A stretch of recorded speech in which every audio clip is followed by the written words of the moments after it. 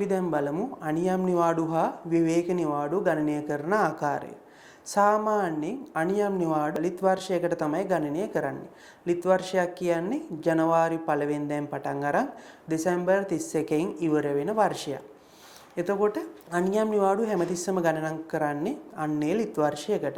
හැබැයි විවේක නිවාඩු ඊට වඩා වෙනස්. සාමාන්‍යයෙන් විවේක නිවාඩුත් ගණන් කරන්නේ ලිත් වර්ෂයට තමයි. හැබැයි අලුතින්ම පත්වීමක් ගත නිලධාරියෙකුගේ විවේක නිවාඩු ගණනය කරන්නේ ලිත් වර්ෂයට නෙවෙයි. අපි එතකොට ගණනය කරන්නේ සාමාන්‍ය ව්‍යවහාරයෙන් කියනවනම් සමාලෝචන වර්ෂයට. ඒ කියන්නේ මේ වගේ. හිතන්න කවුරු හරි නිලධාරියෙක් 2026 අප්‍රේල් 1 වෙනිදා තමයි නව පත්වීම අරගෙන සේවයට වාර්තා කරන්නේ. එතකොට ඒ නිලධාරියාගේ පළවෙනි සමාලෝචන වර්ෂය ආරම්භ වෙන්නේ 2026 අප්‍රේල් 1 වෙනිදා ඉඳන්. ඒ සමාලෝචන වර්ෂය ඒ නිලධාරියාගේ පළවෙනි සමාලෝචන වර්ෂය අවසන් වෙන්නේ 2027 මාර්තු 31. එතකොට ඒ කාල සීමාවට අපි කියනවා සමාලෝචන වර්ෂයක් කියලා. අන්නේ සමාලෝචන වර්ෂ වලින් තමයි සාමාන්‍යයෙන් අලුතෙන්ම පත්වීමක් ගත්ත නිලධාරියෙකුගේ විවේක නිවාඩු ගණනය කරන්නේ. ඔයාලට පේනම ඇති මේ දක්වලා තියෙන සටහනේ රාජ්‍ය සේවයේ මුල් පත්වීම 2013 ඔක්තෝබර් 1 වෙනිදා වන නිලධාරියෙකුගේ නිවාඩු ගණනය තමයි අපි දක්වලා තියෙන්නේ. එතකොට ඒ නිලධාරියාගේ අනියම් නිවාඩු වෙන්නේ ලිත් වර්ෂයට 2013 ඔක්තෝබර් 1 වෙනිදා ඉඳන් 2013 දෙසැම්බර් 31 වෙනකම් එයාට හිමි වෙනවා දින 21ක්. අපි කොයි වෙලේවත් අනියම් නිවාඩු අනුපාත වශයෙන් ලබා දෙන්නේ නැහැ.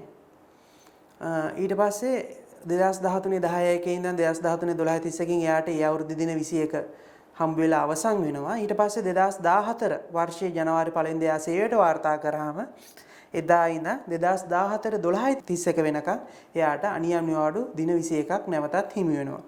ඊට පස්සේ 2015 අවුරුද්දට එළඹෙනවා. 2015 ජනවාරි 1 වෙනිදා ඉඳන් 2015 12 31 වෙනකම් ආයිමත් එයාට දින 21ක් හම්බ වෙනවා. හැබැයි විවේක නිවාඩු ඒ විදිහට වඩා වෙනස්. බලන්න 2013 10යි 1 ඉඳන් 2014 9යි 30 කියන සමාලෝචන වර්ෂයට ඒ නිලධාරියාගේ සමාලෝචන වර්ෂයට තමයි දින 24 හම්බ වෙන්නේ.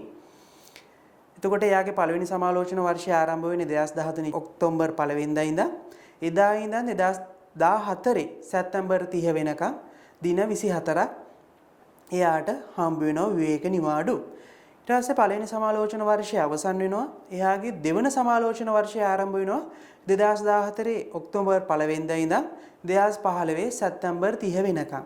අන්න ඒ දෙවනි සමාලෝචන වර්ෂයටත් එයාට විවේක නිවාඩු දින 24ක් හම්බ වෙනවා. අපි ওই සාමාන්‍ය නිලධාරියෙකුගේ පළවෙනි සමාලෝචන වර්ෂ දෙකට තමයි අපි සාමාන්‍යයෙන් විවේක නිවාඩු ගණනය කරන්නේ. ඒ සමාලෝචන වර්ෂ දෙක ඉවරුණාට පස්සේ අපි ඒ නිලධාරියාගේ විවේක නිවාඩු ලිත් වර්ෂයට පරිවර්තනය කරගන්න ඕන. ඒක තමයි අපි තුන්වෙනි පේලියෙන් කරලා තියෙන්නේ. බලන්න 2015 ඔක්තෝබර් 1 වෙනිදා ඉඳන් 2015 දෙසැම්බර් 31 වෙනකම්. එතන බලන්න මාස කීයක් තියෙනවද කියලා. ඔක්තෝබර්, නොවැම්බර්, දෙසැම්බර්. එතන මාස 3ක් ලිත් වර්ෂයේ ඉතිරි වෙලා තියෙනවා. ඒ 2015 වර්ෂය ඇතුලේ ඒ නිලධාරියාගේ සමාලෝචන වර්ෂය 2015 සැප්තැම්බර් 30න් ඉවර වුණාට 2015 කියන ලිත් වර්ෂය ඉවර වෙන්න තව මාස 3ක් තියෙනවා. එතකොට ඒ මාස 3ට අපි විවේක නිවාඩු ඒ නිලධාරියට ලබා දෙන්න ඕන. ඒක ලබා දෙන්නේ මෙහෙමයි. දැන් මම කලිනුත් කිව්වා නිලධාරියෙක්ට අවුරුද්දකට විවේක නිවාඩු 24ක් හම්බ වෙනවා. ඒ කියන්නේ මාස 12කට විවේක නිවාඩු 24ක් හම්බ වෙනවා.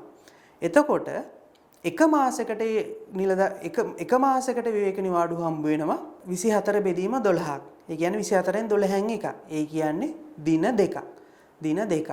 එතකොට දැන් මේ 2015 ලිත් වර්ෂය අවසන් වෙන්න තව මාස 3ක් තියෙනවා. එක මාසයකට දින 2 ගානේ මාස 3කට දින 6ක් අපිට ඒ නිලධාරියට ලබා දෙන්න සිද්ධ වෙනවා. එතකොට ඔක්තෝබර් මාසෙටත් දින 2ක් හම්බ වෙනවා.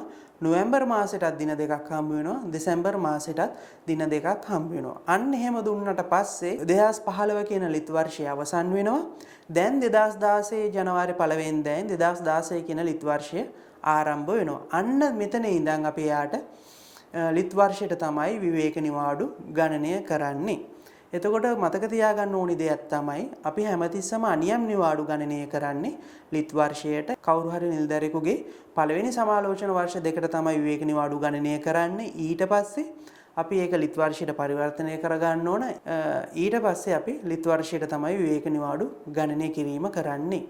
හිතන්න කවුරු හරි රජයේ නිලධාරියෙකුට මොකක් හරි සතියේ එයාගේ සතියේ නිවාඩු දවසකදී හිතන්න අපි හිතමු ඉරිදා කියලා. ඉරිදා දවසකදී එයාගේ පෞද්ගලික කටයුත්තක් කරන්න යනකොට අනතුරක් සිද්ධ වෙනවා කියලා හිතන්න. මේ අනතුර සිද්ධ වෙන්නේ අපි හිතමු අප්‍රේල් මාසේ 25 වෙනිදායි කියලා. අපි හිතමු ඉරිදා දවසක් අප්‍රේල් මාසේ 25 වෙනිදා තමයි අනතුර සිද්ධ වෙන්නේ. එතකොට මෙයා මේක පෞද්ගලික වැඩක් කරනකොට තමයි මේ අනතුර සිද්ධ වෙන්නේ. ඒ අනතුර හේතුවෙන් එයාට දින 16ක් විතර ගෙදර ඉන්න වෙනවා. දින 16ක්. ඒ කියන්නේ රජයේ වැඩ කරන දින 16ක් ගෙදර ඉන්න වෙනවා කියලා හිතමු. හරි. අපි එතකොට කොහොමද මේක ආවරණය කරන්නේ? එතකොට මේ ඒ නිලධාරියාගේ අනියම් නිවාඩු 6ක් එයාගේ අනියම් නිවාඩු ඉතුරු වෙලා තියෙනවා නම් අපි හිතමු මේ නිලධාරියා ඊට කලින් මේ අප්‍රේල් 25ට කලින් කිසිම නිවාඩුවක් අරගෙන නැහැ කියලා. එතකොට එයාට අනියම් නිවාඩු දින 21ක් තියෙනවා. විවේක නිවාඩු දින 24ක් තියෙනවා. හරි. එතකොට අනියම් නිවාඩු එකපාර අපිට ගන්න පුළුවන් දින 6යි. එකපාර ගන්න පුළුවන් දින 6යි. ඒ දින 6කුයි ඉතුරු ටික විවේක නිවාඩු වලිනුයි ආවරණය කරන්න පුළුවන්. හැබැයි හොඳට මතක තියාගන්න සාමාන්‍යයෙන් ආයතන සංග්‍රහයේ සඳහන් වෙන්නේ අනියම් නිවාඩු විවේක නිවාඩුත් එකට දෙන්න බෑ කියලා හදිසිම අවස්ථාවලදී ඇරෙන්න. එතකොට නිවාඩු අනුමත කරන බලධරයාට අනියම් නිවාඩු සහ විවේක නිවාඩු ලබා දීම ගැටලුවක් නැත්තම් එයා ඒ තීරණය කරනවා නම් ඒ නිවාඩු අනුමත කරන බලධරයා තීරණය කරනවා නම් එහෙම දුන්නට කමක් නැහැ කියලා අන්න එතකොට එහෙම නිවාඩු ලබා දෙන්න බාධාවක් නැහැ. එතකොට අනියම් නිවාඩු 6කිනුයි ඉතුරු ටික විවේක නිවාඩු වලිනුයි ආවරණය කරන්න පුළුවන්. හිතන්න මේ අනතුර නිසා අපි හිතමු කරන දින 50ක් වගේ සේවයට වාර්තා කරන්න බැරි වුණා කියලා. ඒ නිලධාරියාගේ පෞද්ගලික වැඩක් කරන්න යනකොට අනතුරක් සිද්ධ වෙනවා.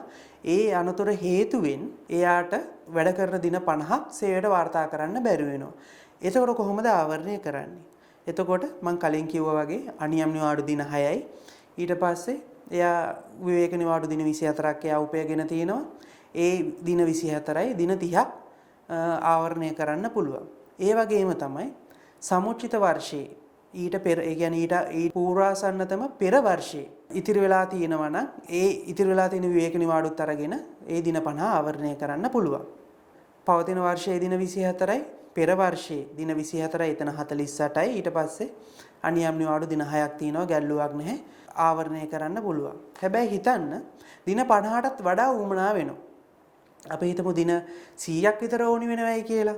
ඒ කියන්නේ වැඩ කරන දින 100ක් එයාට නිවාඩු ගන්න ඕනි වෙලා තියෙනවා. ඒ වගේ අවස්ථාවලදී එතකොට ඔබට තේරෙනවා පවතින වර්ෂයේ දින 24යි ඊට පෙර වර්ෂයේ දින 24යි කියන්නේ එතන 48යි ඊට පස්සේ අනියම් නිවාඩු 6ක් දෙන්නත් පුළුවන් 48යි දින 54ක් විතරයි ඔය දැන් අපිට සාමාන්‍යයෙන් ගන්න පුළුවන් දින 54ක් විතරයි ගන්න පුළුවන්. හැබැයි මේ වගේ අවස්ථාවලදී ඒ කියන්නේ නිලධාරියාගේ මේක ඇත්තටම අපිට හඳුන්වන්න පුළුවන් නිලධාරියාගේ අසනීප තත්වයක් කියලා.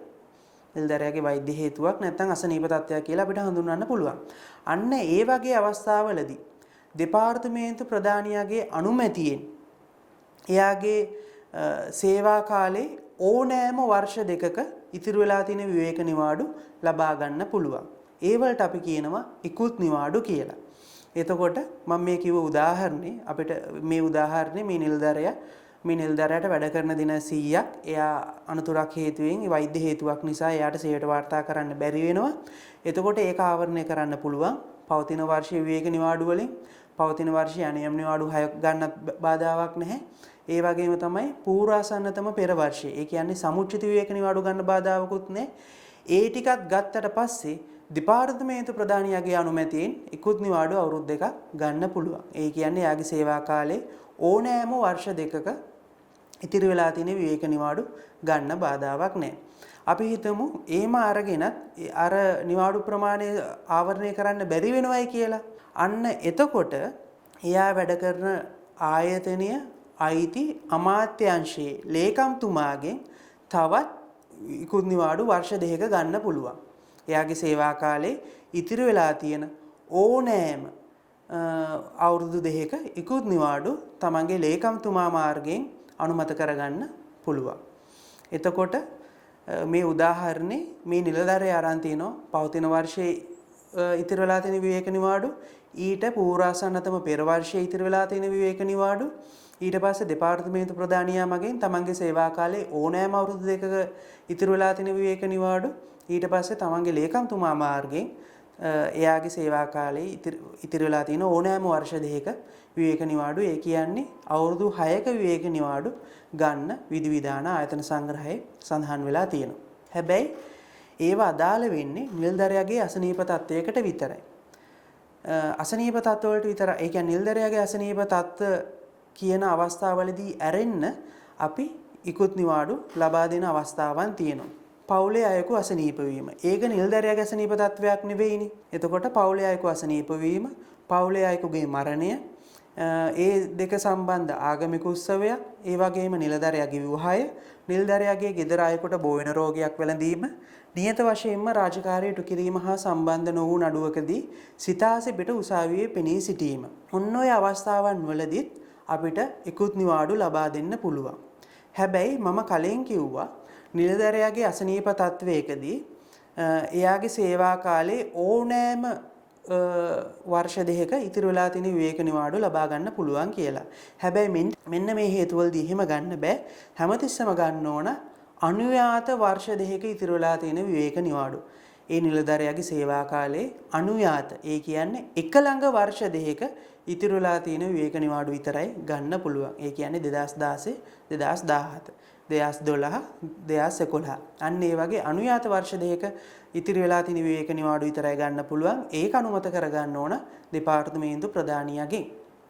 තමන්ගේ අසනීපයකදී මම කිව්වා තමන්ගේ ලේකම්තුමා මාර්ගයෙන් ඉකුත් නිවාඩු අවුරුදු 2කක් ගන්න පුළුවන් කියලා. ඒ අවස්ථාව මේ හේතු සඳහා අදාළ වෙන්නේ නැහැ. ඒක නිලධාරියාගේ අසනීප තත්වයකට විතරයි අපි ඒ අවුරුදු 6ක විවේක නිවාඩු ලබා දෙන්නේ. මේ හේතු වලදී ගන්න පුළුවන් අවුරුදු 4ක විවේක නිවාඩු විතරයි. ඒ කියන්නේ පවතින වර්ෂයේ විවේක නිවාඩු, සමුචිත වර්ෂයේ විවේක නිවාඩු, ඊට පස්සේ දෙපාර්තමේන්තු ප්‍රධානියා මාර්ගයෙන් ලබා ගන්න අනුයාත අවුරුදු 2ක විවේක නිවාඩු විතරයි. මෙන්න මේ හේතු සඳහා නිලධාරියෙකුට ලබා ගන්න පුළුවන්.